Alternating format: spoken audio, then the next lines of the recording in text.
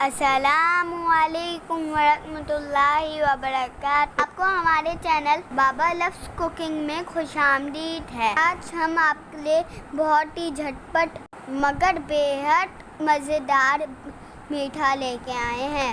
इसके लिए आप 1/4 कप घी में 2 इलायची डालकर कड़कला लें।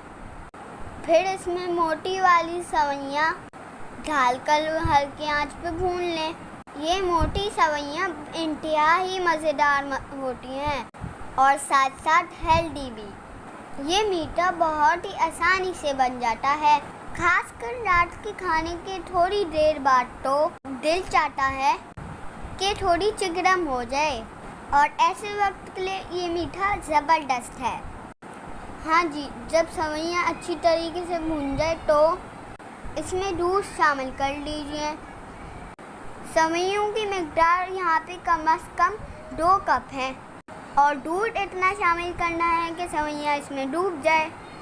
ये तकरीबन 3 कप बनता है। अब आंच को खूब तेज़ कर लें और उबाल आने दें। थोड़ी थोड़ी देर में चम्मच भी चलाते रहें। वैसे तो लोग अब बहुत ज़्यादा फैंसी हो गए हैं। अब इस तरीके का मीठा मेहमानों के सामने नहीं रखा जाता, वरना अचानक मेहमान आ जाएं तो ये आप उनके सामने भी पेश कर सकते हैं।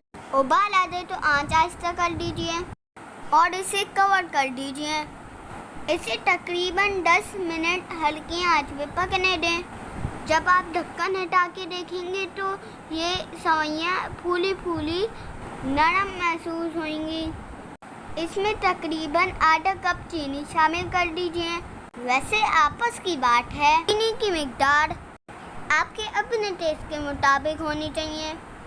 अब आंच को थोड़ा तेज कर लीजिए और दूध को पकने दीजिए।